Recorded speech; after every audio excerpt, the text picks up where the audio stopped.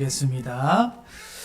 사실 하나님의 소원이 뭡니까라는 제목이지만은 하나님이 무슨 소원이 있겠습니까? 하나님이 전능자시고 무소부자하시고 능력의 하나님이시고 전지전능하시고 유일하신 여호와 하나님이신데 하나님의 소원이 못 이룰 게 있다는 그렇게 모순되게 들릴 수 있지만은 하나님의 소원은 우리가 다 복을 받고 복음을 받고 예수 그리스도로 말미암아 구원받기를 원하는 것이 땅끝까지 만민에게 모든 족속에게 이 복음이 증거되는 그것이 하나님의 소원이죠. 하나님은 도둑이 아니기 때문에 우리 마음속에 강제로 들어오지 않죠. 귀신들처럼. 하나님이 영접하는 자, 그 이름을 믿는 자, 하나님의 자녀가 되는 권세를 어떻게 주시냐면은 우리에게 선택하는 대로 자유의지를 줬거든요. 그 진실로 예수님을 내 인생의 주인으로 자기가 영접할 하나님의 자녀가 되고 구원을 받게 되는 것처럼 하나님의 소원은 우리가 이 땅의 모든 사람들이 예수 그리스도를 마음의 주인으로 믿고 구원받기를 원하는 소원입니다. 구원받는 게 하나님의 가장 큰 소원이죠. 그래서 오늘 오히려 이 한나가 하나님의 소원이 뭡니까? 가만히 1장에 보면은 한나의 소원을 원하는 것처럼 보이지만은 한나는 오히려 하나님의 소원이 뭔지 알고자 원하고 하나님의 소원을 이루고자 원하는 거예요. 누굴 통해서? 나를 통해서. 저와 여러분들 통해서 하나님의 소원이 이루어지는 축복이 있기를 예수 그리스도 이름으로 축복드리겠습니다. 그 축복이 얼마나 큰 축복입니까? 그래서 1절에 보니까 한나의 가정의 족보가 나옵니다. 이 한나의 1절에 보면 에브라임 산지 라마다임 소빔에 에브라임 사람 엘가나라 하는 사람이 있었으니 그는 여로함의 아들이요 엘리의 손자요 두원의 증손이요 수브의 hen손이더라. 이 가문 족보를 설명하는 것은 오늘 한나 가정의 족보를 짧게 설명하는 것은 다른 이유가 아니라 이 집안은 전통으로 레위 지파 가정이다. 전통으로 하나님을 섬기는 레위 지파 제사장적인 지파의 가정 가문이라는 것을 소개를 하는 겁니다. 영적으로 보면 어떻게 보면 대단한 집안이죠. 그런데 중요한 것은 2절에 보면은 그에게 두 아내가 있었으니 이런 영적으로 대단한 목회자 가정 집안에 두 아내가 있다라는 것은 무슨 말이냐? 이 사사기랑 이 지금 사무엘이 사사의 마지막 사사는 누구냐면은 이 지금 오늘 본문에 나오는 앞으로 나올 사무엘이 마지막 사사입니다. 사사 시대의 끝물이죠. 끝부분입니다. 그런데 이런 대단한 집안에 두 아내가 있다. 좀 많이 생각해 봐야 될 대목이겠죠. 두 아내가 있는 것보다 더 심각한 것은 두 아내가 있어도 세 아내가 있어도 이 시대는 전혀 그것이 문제되지 않는 시대라는 것이 더 큰 문제라는 거죠. 이 말이 뭡니까?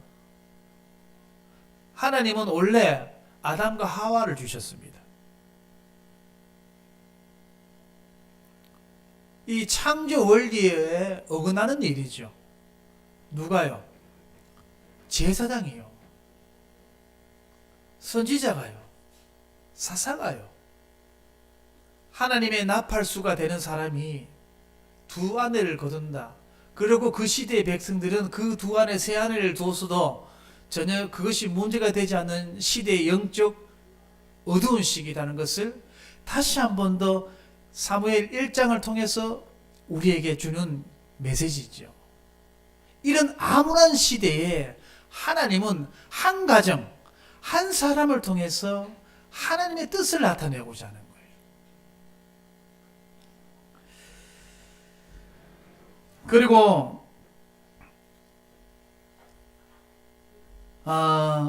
사사기 21장 25절에 보면은 그때 이스라엘에 왕이 없으므로 사람이 자기의 소견에 옳은 대로 행하였더라. 이게 무슨 말입니까? 하나님이 이스라엘 백성들의 왕이지만은 이스라엘 백성은 단 한 번도 하나님을 왕으로 모신 적이 없다는 겁니다. 예수 그리스도를 내 인생의 주인으로 모시고 살고 있지만은 단 한 번도 내 6일 현장에 내 삶 속에 내 문제를 만났을 때 예수님을 주인으로 모시고 문제를 본 적이 없다는 말과 비슷한 말이죠. 언제나 우리는 내 인생의 주인은 누굽니까? 예수 그리스도입니다. 그 잊으시면 안 됩니다. 그래서 저와 여러분들은 전부 덤으로 살아가는 존재입니다.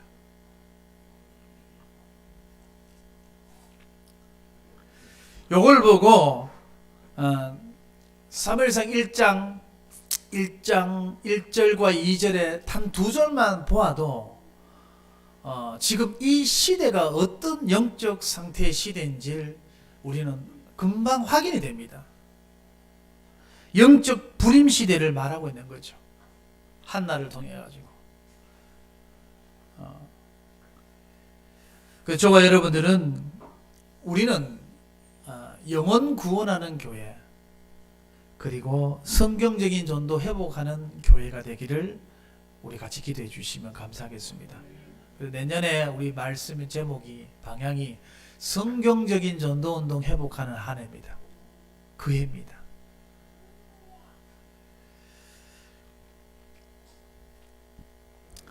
단순히 아들 한 명이 없다고 우리는 한나를 많이 오해했습니다. 한나가 아들이 없어서 저렇게 통곡하고 한나가 아들이 없어서 저렇게 서운했다고 생각했는데 오늘 본문을 우리 하나하나 더듬어서 보면은 한나는 아들하고 상관없어요.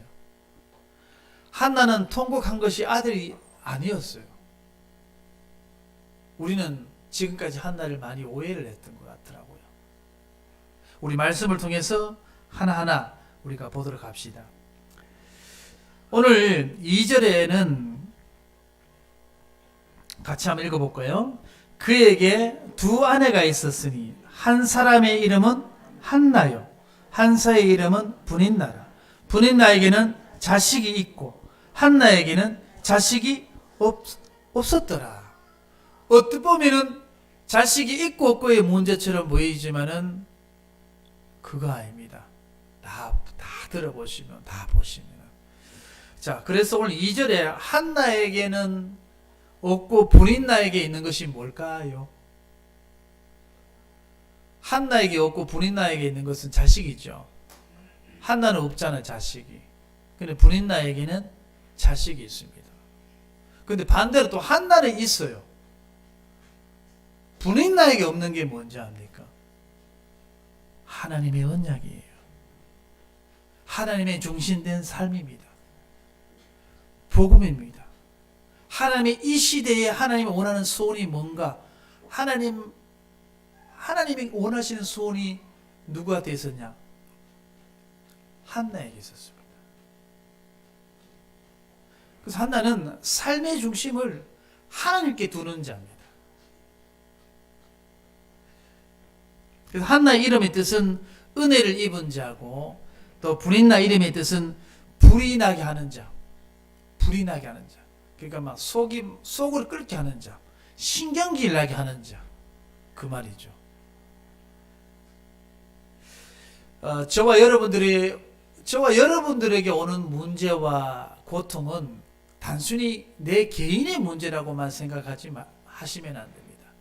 저와 여러분들에게 오는 문제는 시대의 문제예요. 교회의 문제예요.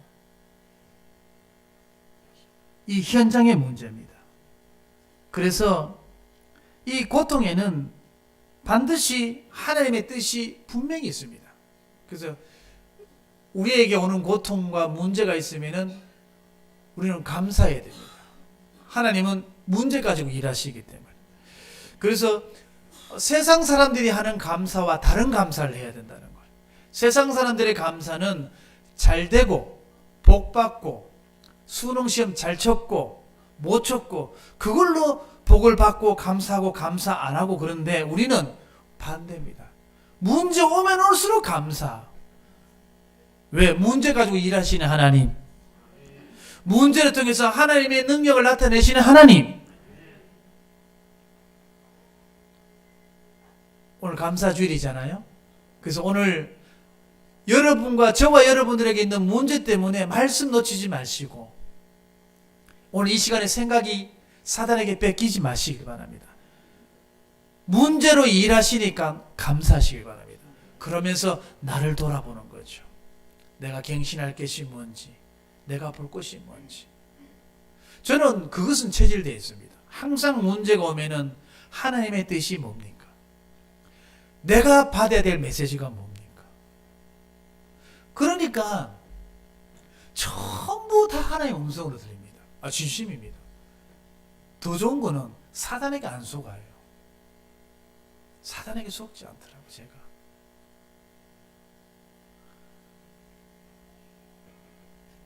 반드시 문제와 고통에는 하나님의 섭리가 있습니다. 있어요. 저와 여러분들 해야 될 게 뭔지 압니까? 하나님을 끝까지 신뢰하는 것. 그게 너무 중요합니다. 감사 플러스 신뢰가 없으면 감사 안 옵니다. 끝까지 믿는 하나님의 믿음과 신뢰가 없는데 어떻게 문제 가지고 감사할 수 있습니까? 못하죠. 못 믿는데, 신뢰 안 되는데 어떻게 그게 문제가 감사가 되겠습니까? 정말로 하나님에 대한 신뢰가 있다, 감사하시기 바랍니다. 하나님 우리 죽이는 자입니다. 하나님 우리 축복하는 자입니다.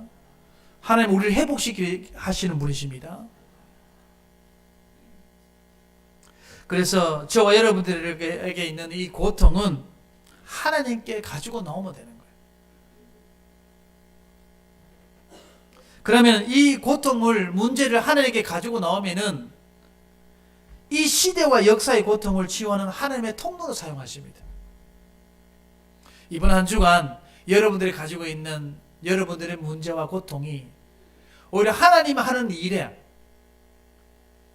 하나님 나라를 이루는 일에 쓰임받는 통로가 되기를 예수 그리스도 이름으로 축복합니다. 그리고 한나의 진짜 고통이 뭔지 6절에 한번 보겠습니다. 같이 읽겠습니다.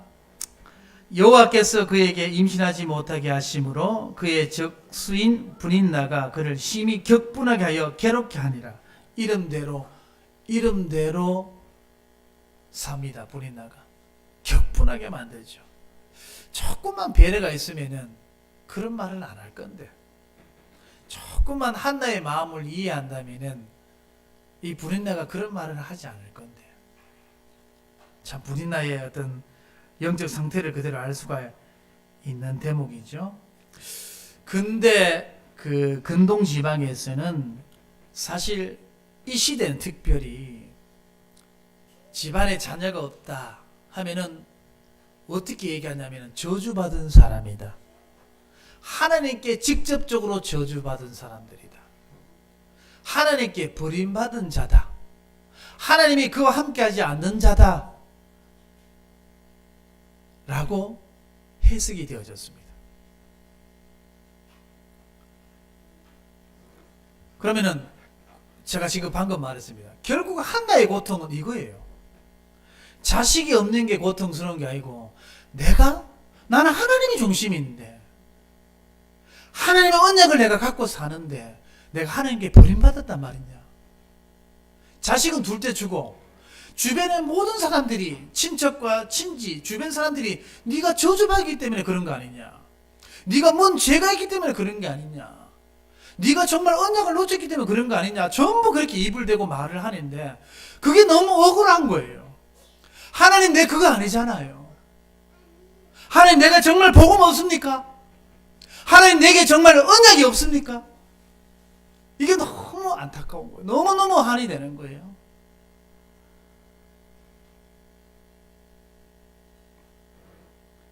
그래서 우리는 이 한나의 고통을 통해 가지고 오해를 풀자. 한나의 오해를 풀자. 한나는 자식이 없는 게 억울하고 분한 게 아니구나.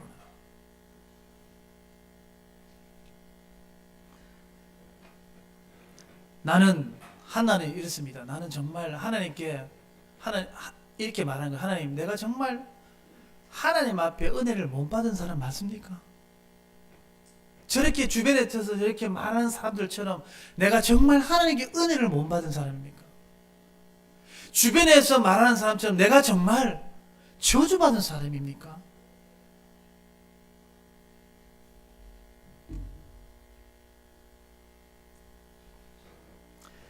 한나가 만약에 정말로 아이를 가는 것 자체만은 정말 아이가 있고 없고 그 자체로만 고통이 있었다면은, 그게 만약 소원했다면은 10절 11절처럼 그렇게 고백하지 않을 겁니다. 자, 11절 한 절만 같이 한번 읽어보도록 하겠습니다. 소원하여 이르되 만군의 여호와여, 만일 주의 여종의 고통을 돌보시고 나를 기억하사 주의 여종을 잊지 아니하시고 주의 여종에게 아들을 주시면 내가 그의 평생의 그를 여호와께 드리고가 중요합니다. 아들을 원했다면은 아들을 드리지 않겠죠.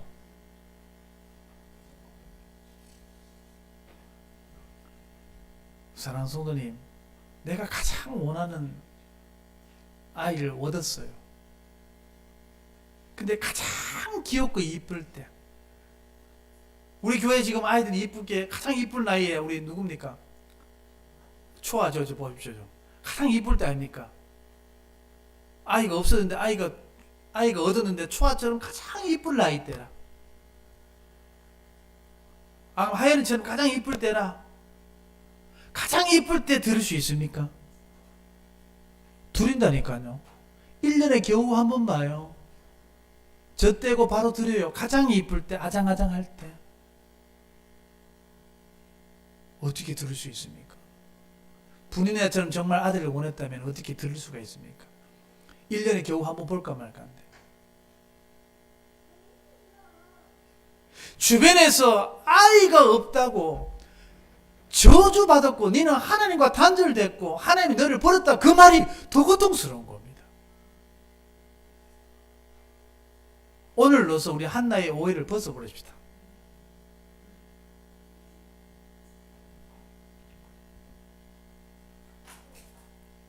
이것만 봐도 한나가 얼마나 하나님의 긍휼과 하나님의 은혜를 사모했는지 알 수 있는 단편적인 모습입니다. 그리고 천지 모르는 남편의 얘기를 한번 들어봅시다. 8절에 시작. 그의 남편 엘가나가 그에게 이르되 한나여, 어찌하여 울며 어찌하여 먹지 아니하며 어찌하여 그대의 마음을 슬프냐? 내가 그대에게 10아들보다 낫지 아니하냐 하니라. 이걸 보고 천지도 모르는 소리라고 하는 거예요.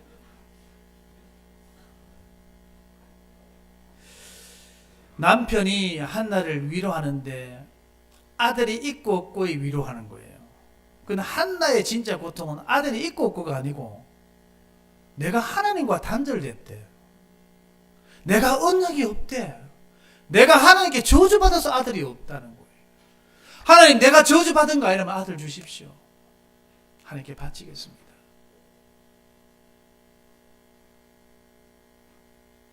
아들이 있고 없고 기준이 되어 있는 남편의 말이 위로가 되겠습니까?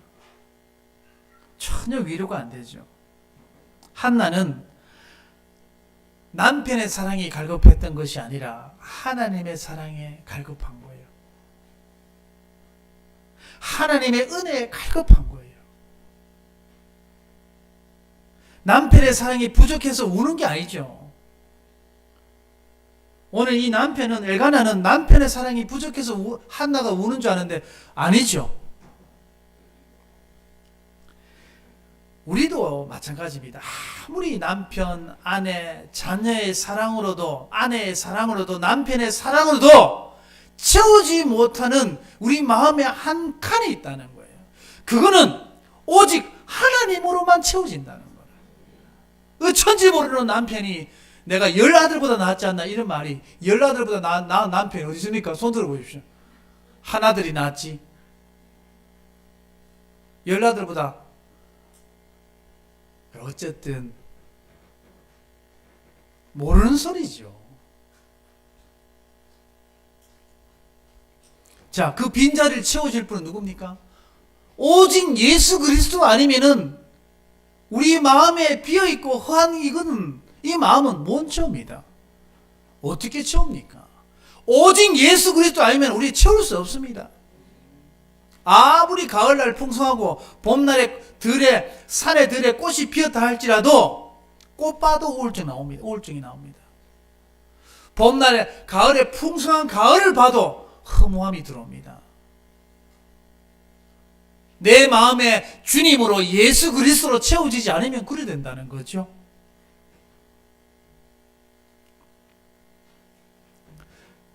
그래서 저와 여러분들의 고통을 어디에 막 쏟아내야 되냐면은 하나님께 쏟아내야 됩니다. 사람께 쏟아내잖아요. 전부 돌아서 옵니다. 전부 부메랑처럼 전부 다 돌아서 옵니다.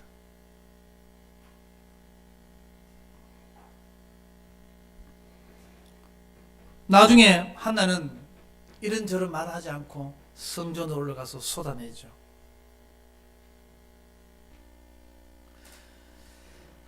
그리고 영적인 고통은 남편이 해결해 줄 수 있으니까 못 해줍니까?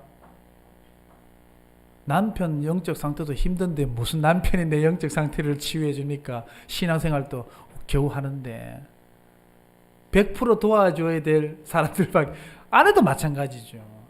도와줘야 됩니다. 우리의 영적 문제는 남편, 아내, 자식 그 누구도 해결 못합니다. 오직 예수 그리스도 그분만 우리의 영적 문제를 해결해주고 아무것도 채울 수 없는 텅 빈 마음을 오직 복음으로만 채워주는, 우리 그렇게 설계되어 있습니다.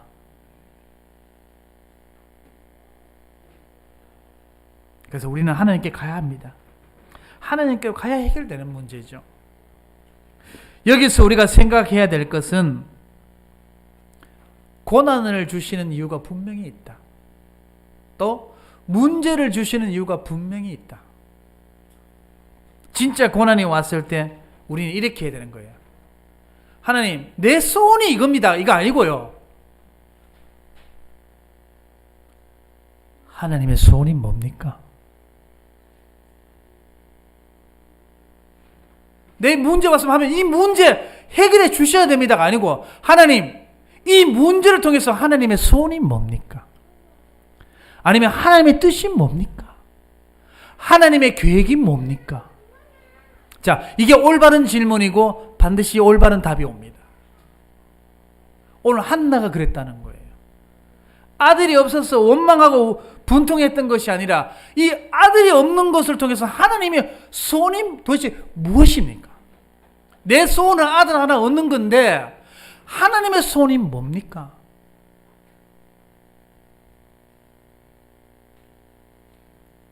이번 한 주 진짜 고난과 문제 왔을 때 이렇게 질문해 보는 겁니다. 숙제입니다. 이걸 그냥 입술로만 하지 말고 혼자 엎드려서 조용하게 진심으로 질문을 던져 보십시오. 우리 양심에 정확하게 메시지를 꽂아줍니다. 그 음성을 듣고 아멘 하면 되는 거예요. 그러니까 10절에 보니까 이 한나의 이 고난, 남편도 해결해 주지 못하는 이 주변 사람들의 수많은 소리. 한나는 언약의 여자, 언약의 사람이에요. 복음의 사람인데 복음 없다고 얘기하지, 저주받았다고 얘기하지. 얼마나 고통스럽겠습니까? 아들이 아니라니까요. 이 소리가 더 힘든 거예요. 남편 천지모르고 이런 다른 소리, 10아들보다 낫지 않나 이런 소리는 하고 있지. 전혀 답이 안 되는 거예요. 그러니까 10절에 고난이 오고 문제 오니까, 괴로움이 오니까 성전에 올라가서 여호와께 다 쏟아냅니다. 통곡하지 기도로. 이렇게 기도하죠. 하나님, 내가 정말 버림받았습니까? 하나님, 세상 사람들은 다 그래도 하나님, 저를 통해서 하나님의 소원이 이루어지길 원합니다. 저를 통해 하나님의 언약이 성취되길 원합니다. 하나님, 저주가 아님을, 저주받아서 내가 아기를 못 낳는다는 것을 소리 듣지 않도록 하나님 역사해 주십시오. 기도를 했겠죠. 이렇게. 자, 이렇게 되니까 이때 제사장이 또 한 명 더 나오지요. 누굽니까? 엘리 제사장이 이제 툭 튀어나옵니다. 12절, 13절, 14절 같이 읽겠습니다. 시작. 그가 여호와 앞에 오래 기도하는 동안에 엘리가 그의 입을 주목한즉 한나가 속으로 말하며 입술만 움직이고 음성은 들리지 아니하므로 엘리는 그가 취한 줄로 생각한지라. 엘리가 그에게 이르되 내가 언제까지 취하여 있겠느냐, 포도주를 끊으라 하니. 자, 보십시오. 이렇습니다. 사무엘상 사사기 끝나고 사사기가 자기 소견대로 지도자의 타락과 지도자의 모습, 하나님 관계가 끊어진 모습과 이 룻을 통해 가지고 있고 없고를 통해 가지고 모압 땅으로 이사 가고, 그래서 다 읽고 돌아오는 그 과정을 통해 하나님이 나타내신 것과 오늘 이 사무엘을 통해 가지고 첫 번째로 등장하는 것이 한나의 남편, 두 아내가 있는 남편의 영적 상태, 그 시대의 영적 배경과 이 엘리 제사장이, 이 권사님 한 분이, 일단 한나 권사님이라 합시다. 이 권사님이 한 분이 이 와서 기도하는데 낮술 먹었다고 욕하는 이 엘리 제사장의 영적 상태는 사사기와 그대로 흐름이 이어가고 있는 이 상태를 얘기하고 있습니다. 하나님, 이 속에서 하나님이 원하는 하나님의 소원이 뭘까요? 정말 머시마, 꽃이 달린 아들이 정말 필요한 걸까요? 하나님이 원하시는 것은?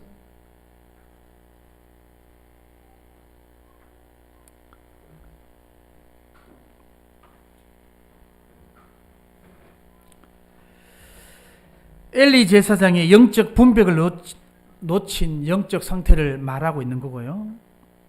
평신도 한나는 하나님의 관계 회복을 위해 통곡하는 기도인데 그걸 못 보는 거예요. 영적으로 어두운 제사장은 그 기도 소리를 낯설로, 뭐 인권소님이나 이무승 우리 임 장로님이나 이무승 장로님이나 저녁마다 와서 기도한다는 소리를 들었습니다. 근데 그거 와서 이 기도 수를 하는데 윤 목사님이 저 술 먹고 척한 이렇게 얘기하면은 영적으로 감각이 없는 거죠. 안 그렇습니까? 또 그런 상황이야 지금 엘리 제사장이 한나를 봤을 때.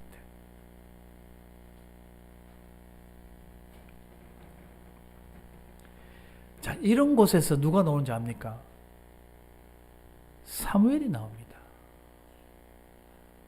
이런 영적 상태의 집안에 사무엘이 또 가요. 나중에 어떻게 합니까? 좀 좋은 목회자 집안에 가야 되는데 엘리 제사장과 이 두 아들의 영적 상태는 여러분 잘 알고 있을 겁니다. 근데 이 집안에 누가 간다고요? 사무엘이 가는 거라. 어떻게 할까요? 환경이 문제될까요? 성경에서 말합니다. 환경은 문제 안 된다. 하나님이 세워 가시는 데 있어서 요셉이 노예 환경이 문제가 되었겠냐? 감옥이 하나님이 일을 맡게 했더냐? 우리 교회의 부족함이 하나님의 뜻이 이루어지지 못하게 하겠느냐? 많은 메시지가 사무엘을 통해서 우리에게 주실 겁니다. 우리는 정말로 마음을 열시고 말씀을 받으셔야 됩니다. 15절 한나의 대답 한번 같이 한번 읽어봅시다. 한나가 대답하여 이르되 내 주여 그렇지 아니하나이다. 나는 마음이 슬픈 여자라. 포도주나 독주를 마신 것이 아니요 여호와 앞에 내 심정을 통한 것뿐이오니.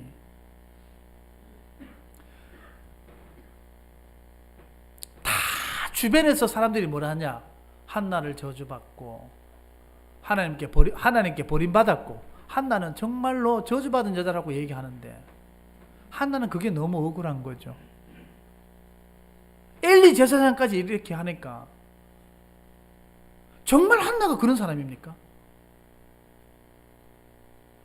우리는 문제를 통해서 또 고통을 통해서 하나님의 뜻과 소원이 뭡니까라고 우리는 질문하고 방향을 쫓아서 가야 되는데,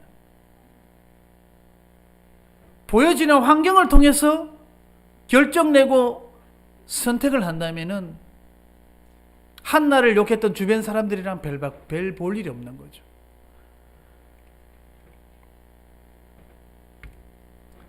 그래서 이렇게 대답하잖아요. 나는 마음이 슬픈 여자입니다. 여호와 앞에 내 심정을 통한 것뿐입니다. 우리의 회복의 시작은 이렇게 애통하는 마음에서부터 우리의 회복이 시작됩니다.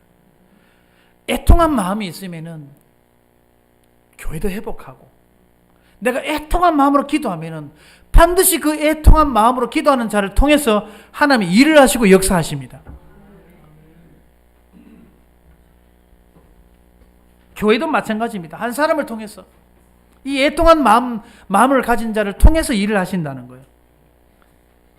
근데 애통한 자는 없고 애가 터지는 사람밖에 없으면 어떻게 됩니까? 애통한 마음과 긍휼한 마음과 애가 터지게 하는 마음하고는 틀립니다. 애가 터지게 하는 사람은 없길 바라고 애통한 사람만 있길 바랍니다. 자, 그래서 하나님 앞에서 심정을 통하는 성도가 되길 바랍니다. 오늘 15절처럼. 자, 심정이 통한다는 말은 하나님이 내 마음을 알고 나도 하나님 마음을 알았다는 거라. 그게 애통한 마음, 심정을 가졌다는, 애통한 마음으로 기도했다는 뜻이죠. 기도하면서 우리는 발견해야 되는 거예요. 내가 하나님 마음 알고 하나님이 내 마음 알아주는 기도 소통. 중요하죠.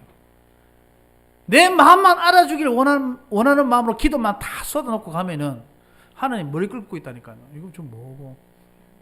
하나님은 내 마음 알고 니도 내 마음 알기를 원하는 거라.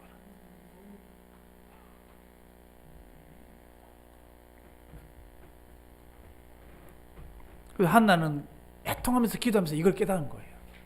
하나님 마음을 알아는 거예요. 그리고 하나님 내 마음 알아는 거예요.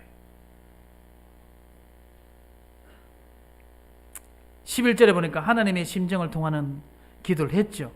아들을 달라고 하면서 뭐라고 했죠? 아까 전에 아들을 다시 드리겠단 말입니다. 이걸 하나만 봐도, 11절 하나만 봐도 한나는 아들이 없어서 통곡한 게 아니었다는 것을 다시 한번 우리는 확인해야 됩니다. 그래서 하나님께서 지금 이 시대에 필요한 것이 뭔지 한나는 깨달았어. 물론 처음부터 한나가 이렇게 기도한 건 아니에요. 하나님이 기도를 수정해 주셨지요.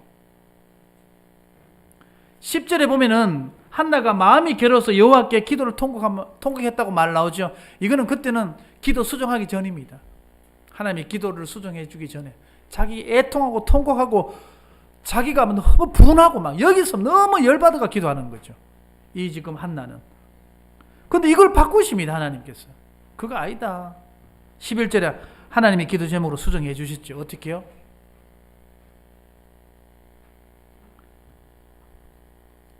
하나님의 소원이 뭔지를 알아보는 거예요. 네 남편 봐라. 두 아내 있지. 엘리 제사장 저 봐라. 저 상태인데 내가 아들을 보내야 된다. 사무엘을 보내야 된다. 도대체 나는 어떻게 할까? 내가 누구한테 보낼 놈이 없다. 너그 남편 또 젓꼬라지고 저 제사장이라 하는 놈 또 젓꼬라지고 내가 보낼 데가 없다. 내 아들.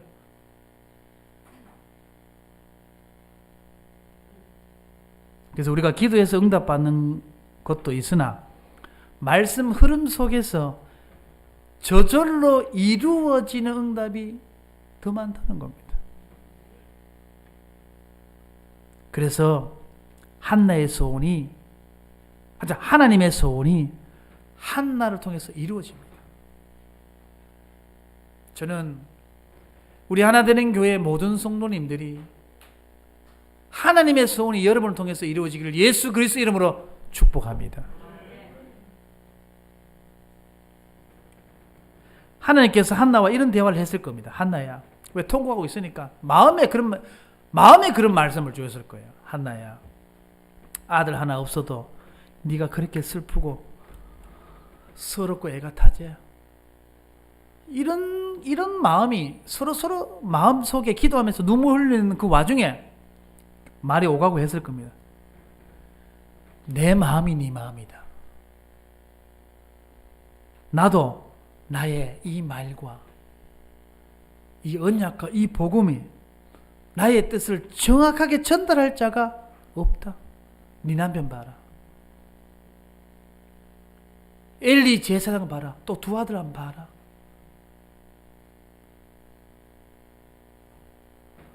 내 마음은 어떻겠니? 이렇게 하나님이 한나가 통곡하고 기도하고 있는 그 마음에 이런 메시지가 분명히 전달됐으리라 상상해 봐요. 그리고 한나가 뭐라 했습니까? 하나님께 드리겠습니다. 올바른 보고 하나님의 말씀을 전달할 아들 주십시오. 하나님의 뜻대로 기름바되고 세워지기를 원합니다. 하나님, 분인나의 아들, 그 아들 말고 하나님이 원하는 아들 내게 주십시오. 분인나에게 준 10아들 그 말고 한 명이라도 하나님이 원하는 그 아들 내게 주십시오. 내가 드리겠습니다. 옳다. 네 말이 옳다. 그래. 그 네 마음이 내 마음이었다.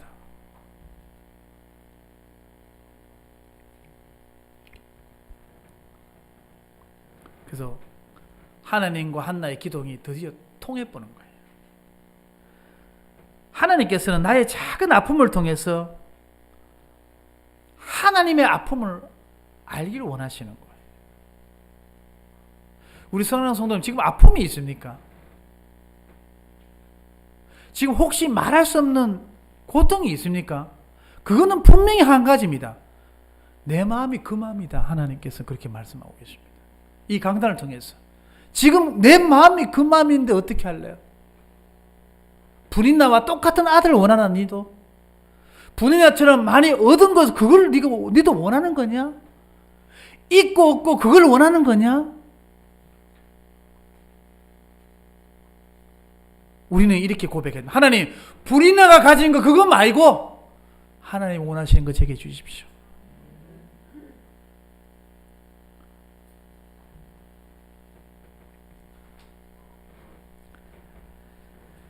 결론, 한나의 아픔을 통해서 하나님의 아픔을 알게 되었습니다.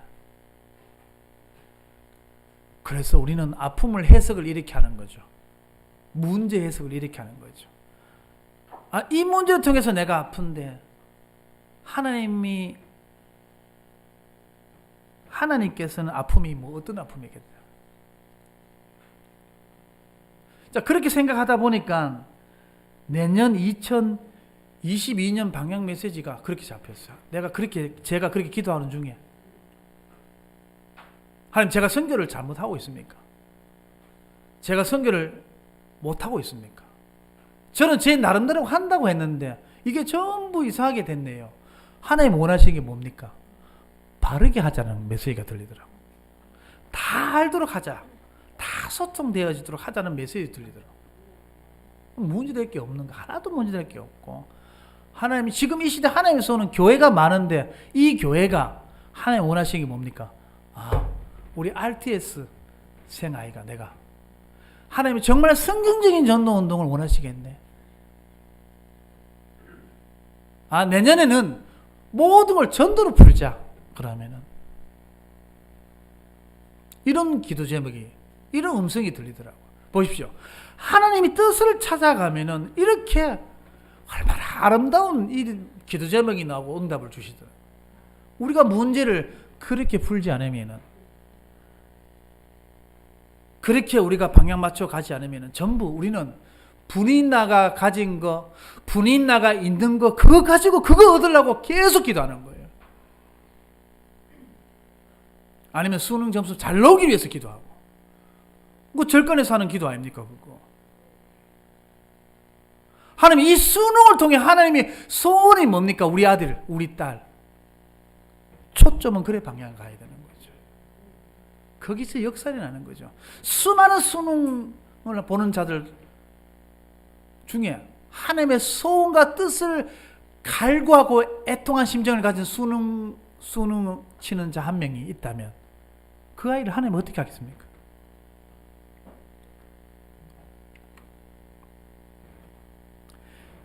저와 여러분들은 계속 천국 갈 때까지 문제를 주십니다. 고통을 주십니다. 그래서 거기서 하나님의 메시지를 발견하는 한 주가 되길 바랍니다. 자, 그럼 우리의 사명이 뭐냐? 진주 전 지역에, 진주 지역에 문 닫는 지교에 말고, 모이다가 안 모이다가, 모이다가 안 모이다는 그런 지교에 말고, 지교에 문 열어놓으면 지교에 담당자만 뜨고 오고, 그 다음에 다른 사람 아무도 안 오는 그런 지교에 말고, 그 지교에서 말씀 포럼하고, 기도 포럼하고, 전도 포럼하고 할 수 있는 그런 지교예요. 하나님, 내년에 한 군데라도 세워줄 수 있도록 저는 기도하고 방향 잡고 가고 있습니다. 18절에 한번 같이 한번 읽어보겠습니다. 시작. 이르되 당신의 여종 당신께 은혜를 입기를 원하나이다 하고 가서 먹고 얼굴에 다시는 근심빛이 없었더라. 예, 통곡했지만 기도하고 나갈 때는 얼굴에 근심빛이 없다는 말이 뭐죠? 맡겼다는 거예요. 온전히 맡겼다는 거예요. 거기서 내가 손 뗐다는 거예요. 하나님께 전폭적으로 맡겼다는 거죠. 저와 여러분들도 맡겼다면 걱정하지 마시고 평안히 이번 한 주간 살아가시길 바랍니다. 성도 여러분, 얼굴에 다시는 근심빛이 없기를 예수 그리스도 이름으로 축복합니다. 기도를 통해서 하나님의 소원을 이루는 일에 쓰임받는 하나님의 소원이 내 삶 속에서 드러나지고 나타나지는 내 인생이 되고 삶이 되기를 예수 그리스도 이름으로 축복드리겠습니다. 하나님 감사드립니다. 오늘 받은 말씀대로 하나님의 소원이 우리의 삶을 통해 이 교회를 통해 이루어지기를 원합니다. 예수 그리스도 이름으로 기도드렸습니다. 아멘.